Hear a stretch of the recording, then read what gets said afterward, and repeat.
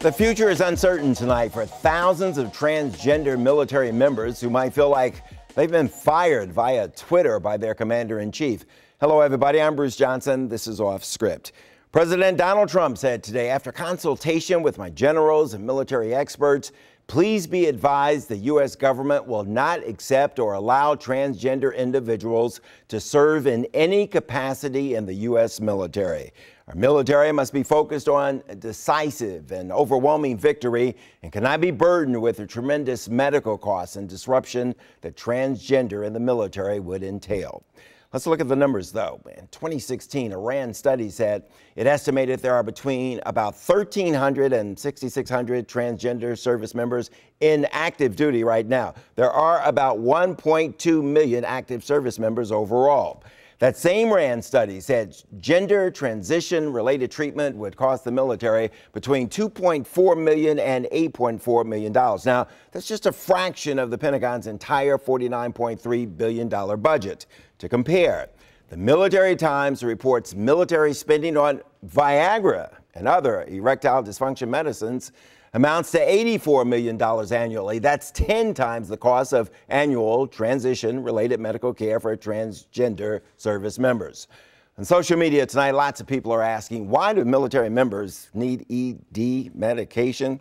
It's really a valid question, and we're finding reports that point to ED issues caused by mental health conditions like PTSD, depression, and anxiety. This is serious, folks, as well as injuries, illness, and aging.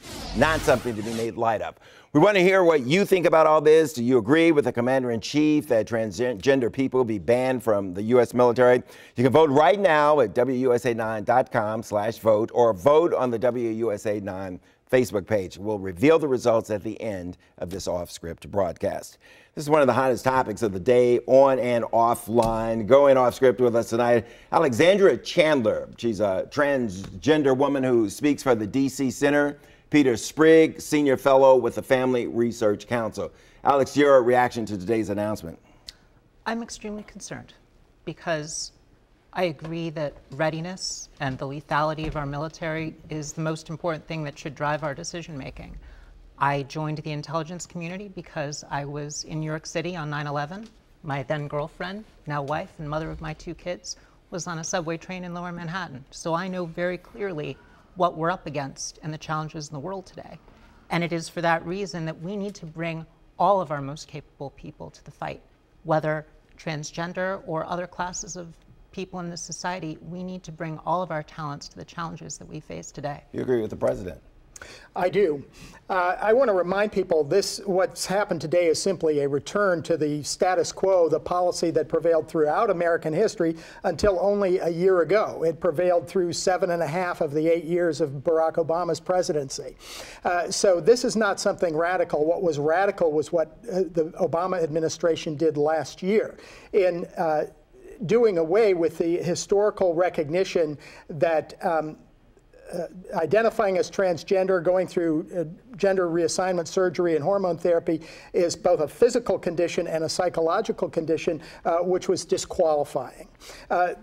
There's no question that people who identify as transgender can be patriotic and want to serve their country, but this is a question of physical and mental health, and there are many physical and mental health disqualifiers for service in the military. Mental health? You think it's a mental health issue? Well, it's gender dysphoria, and certainly it's always been categorized as previously gender identity disorder, now generally known as gender dysphoria. You want to respond to that? I'm sure you do. Yes, I would.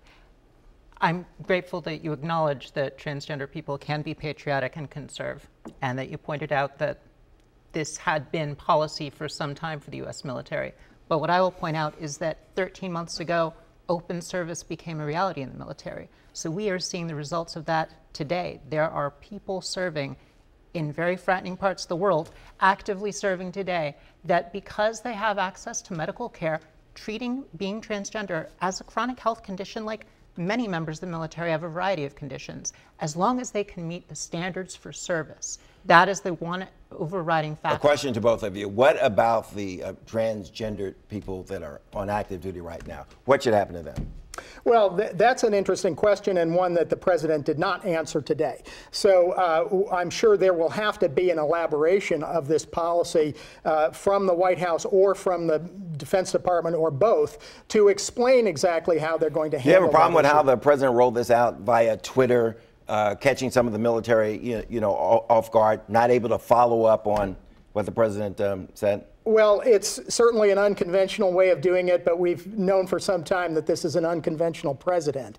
I understand that there was actually, one report has indicated there was a change in the medical policy that was due to take place tomorrow, and that's why the president felt he needed to act today. What do you think should happen to the active transgender individuals who are serving right now, overseas, here, all over the world?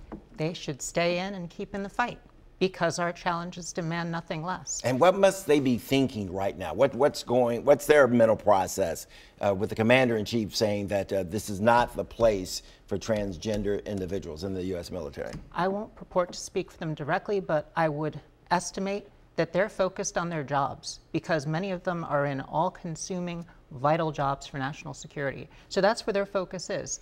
It's unfortunate that this is in play right now, but I am hopeful that, as you said, this is a tweet. We have to see how this translates into policy.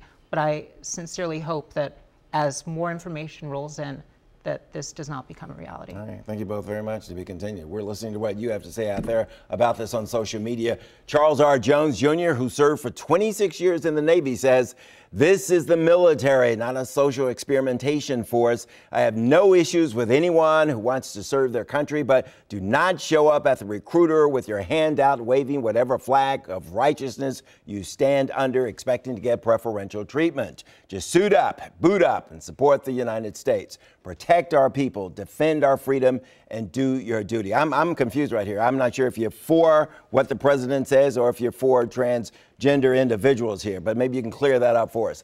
Jay wrote, "Oh, he's worried about the cost, or did he just want to fuel more hate? I happen to know an excellent transgender doctor in the military, and she does her job. Patients nor staff have an issue with her. Keep spreading the hate, you fool." That's not nice. We reached out to Jay, and she went on to tell us the doctor she mentioned is one of the best in the hospital.